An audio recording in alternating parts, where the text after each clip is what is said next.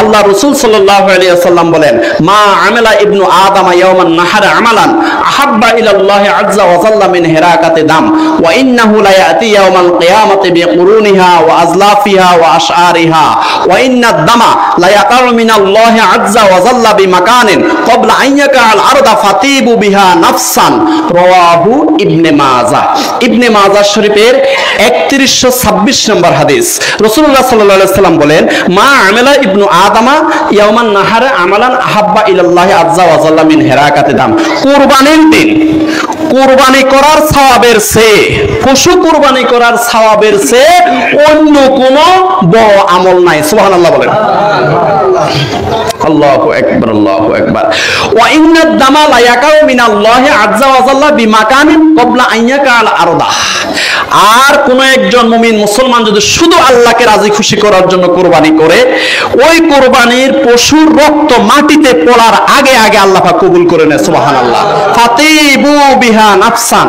অতএব হে আমার উম্মতেরা, তোমরা কি করো? আনন্দ চিত্তে সানন্দে তোমরা কুরবানি করো। ফিয়ারে হাজরিন, রাসূলুল্লাহ সাল্লাল্লাহু আলাইহি ওয়াসাল্লামের সাহাবায়ে কেরাম আল্লাহ নবী সাল্লাল্লাহু আলাইহি ওয়াসাল্লামকে বললেন, ক্বালু ইয়া রাসূলুল্লাহ সাল্লাল্লাহু আলাইহি ওয়াসাল্লাম মা হাযিহিল আদাহি? ক্বালা রাসূলুল্লাহ সাল্লাল্লাহু আলাইহি ওয়াসাল্লাম সুন্নাতু আবিকুম ইব্রাহিম আলাইহিস সালাতু ওয়াস সালাম। ক্বালু ফামা লানা ফিহা ইয়া রাসূলুল্লাহ সাল্লাল্লাহু আলাইহি ওয়াসাল্লাম? ক্বালা বিকুল্লি শা'রাতিন হাসানাতুন। ক্বালু ফাসুফু ইয়া রাসূলুল্লাহ সাল্লাল্লাহু আলাইহি ওয়াসাল্লাম? ক্বালা বিকুল্লি শা'রাতিন মিনাস সুফি হাসানাতুন। রাওয়াহু ইবনে মাজাহ। ইবনে মাজাহ শরীফের 3127 নম্বর হাদিস। আল্লাহ নবী সাল্লাল্লাহু আলাইহি ওয়াসাল্লামের সাহাবায়ে কেরাম নবীকে জিজ্ঞাসা করলেন, ইয়া রাসূলুল্লাহ সাল্লাল্লাহু আলাইহি ওয়াসাল্লাম মা হাযিহিল আদাহি? ইয়া রাসূলুল্লাহ সাল্লাল্লাহু আলাইহি ওয়াসাল্লাম কুরবানিটা কি? ক্বালা রাসূলুল্লাহ সাল্লাল্লাহু আলাইহি ওয়াসাল্লাম সুন্নাতু আবিকুম ইব্রাহিম আলাইহিস সালাতু ওয়াস সালাম। তখন রাসূলুল্লাহ সাল্লাল্লাহু আলাইহি ওয়াসাল্লাম বললেন, এটা হলো তোমাদের মুসলিম জাতির পিতা ইব্রাহিম আলাইহিস সালাতু ওয়াস সালামের সুন্নাত। সুবহানাল্লাহ বলেন। ক্বালু ফামা লানা ফিহা ইয়া রাসূলুল্লাহ সাল্লাল্লাহু আলাইহি ওয়াসাল্লাম? তখন সাহাবায়ে কেরাম বললেন, ইয়া রাসূলুল্লাহ সাল্লাল্লাহু আলাইহি ওয়াসাল্লাম, এই কুরবানির মধ্যে সওয়াব কি? ক্বালা রাসূলুল্লাহ সাল্লাল্লাহু আলাইহি ওয়াসাল্লাম বিকুল্লি শা'রাতিন হাসানাতুন। আল্লাহ নবী সাল্লাল্লাহু আলাইহি ওয়াসাল্লাম বললেন, প্রত্যেকটা পশমের বিনিময়ে এক একটা সওয়াব দিবেন কে? ক্বালু ফাসুফু ইয়া রাসূলুল্লাহ সাল্লাল্লাহু আলাইহি ওয়াসাল্লাম। সাহাবায়ে কেরাম বললেন, ইয়া রাসূলুল্লাহ সাল্লাল্লাহু আলাইহি ওয়াসাল্লাম, আমি যদি বকরি কুরবানি দিই তারপরও কি সওয়াবটা হবে? ক্বালা রাসূলুল্লাহ সাল্লাল্লাহু আলাইহি ওয়াসাল্লাম বিকুল্লি শা'রাতিন মিনাস সুফি হাসানাতুন। হ্যাঁ হ্যাঁ হ্যাঁ, তুমি যদি বকরিও কুরবানি দাও, একটা ছাগলও কুরবানি দাও, একটা দুম্বাও যদি কুরবানি দাও, প্রত্যেকটা ফসলের বিনিময়ে এক একটা সওয়াব দিবেন কে?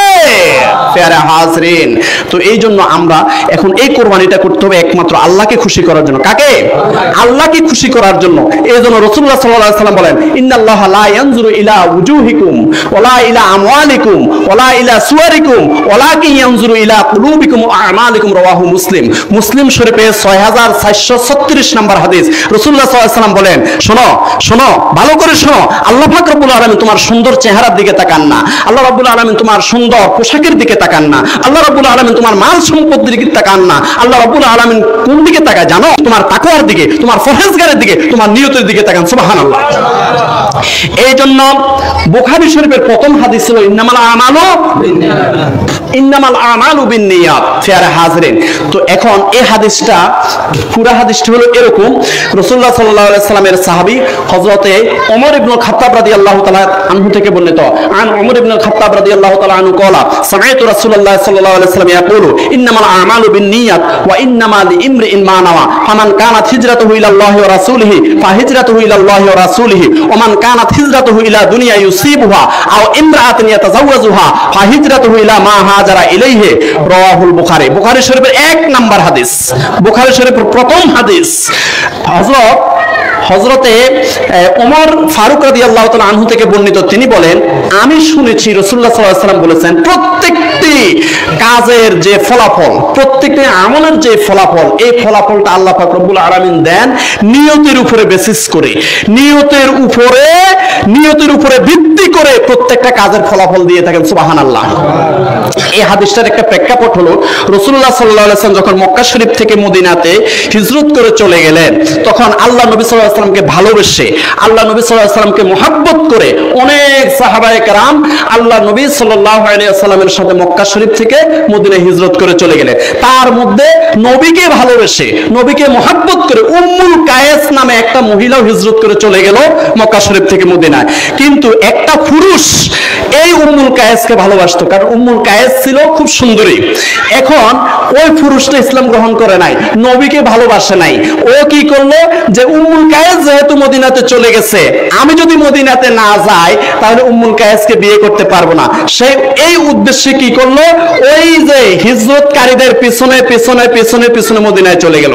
মদিনাতে যাওয়ার পরে যখন সবাই একসাথে বসলো, আল্লাহ রাসূল সাল্লাল্লাহু আলাইহি ওয়াসাল্লাম ভাষণ দিতে যখন দাঁড়ালেন, তখন ওই লোকটাকে দেখলেন, ওই লোকটাকে, যে লোকটা নবীকে ভালোবাসে না। কাকে ভালোবাসে না? নবীকে ভালোবাসা কিসের দাবি? ঈমানের দাবি। যারা নবীকে ভালোবাসে না তারা তো ঈমানে নাই। তো এখন লা ইউমিনু আহাদুকুম হাত্তা আকুনা আহাব্বা ইলাইহি মিন ওয়ালিদিহি ওয়া ওয়ালাদিহি ওয়ান নাসি আজমাইন, একদম বুখারী শরীফের হাদিস। যে রাসূল সাল্লাল্লাহু আলাইহি ওয়াসাল্লাম বলেন, তোমার জীবন, তোমার মরণ, তোমার হায়াত, তোমার মওত, তোমার ধন সম্পদ, তোমার মা বাবা, আত্মীয় স্বজন, ছেলে মেয়ে, সবার চেয়ে যদি নবীকে বেশি ভালো না বাসো তাহলে তুমি মুমিন হতে পারবে পারবে না। এখন ওই লোক তো নবীকে ভালোবেসে যায় নাই, তখন নবীজি এই হাদিসটা বলছে যে ইন্নামাল আমালু বিন্নিয়াত, প্রত্যেকটি আমলের সওয়াব দেওয়া হবে নিয়ত অনুসারে। ওয়া ইন্নামা লিইমরিন মা নাওয়া ফামান কানাত হিজরাতুহু ইলাল্লাহি ওয়া রাসূলিহি ফাহিজরাতুহু ইলাল্লাহি ওয়া রাসূলিহি। যারা আল্লাহকে এবং আল্লাহ নবী সাল্লাল্লাহু আলাইহি ওয়াসাল্লামকে ভালোবেসে যারা হিজরত করেছে, তারা আল্লাহকেও পাবে, আল্লাহর রাসূলকেও পাবে, আল্লাহর রাসূলের ভালোবাসা পাবে।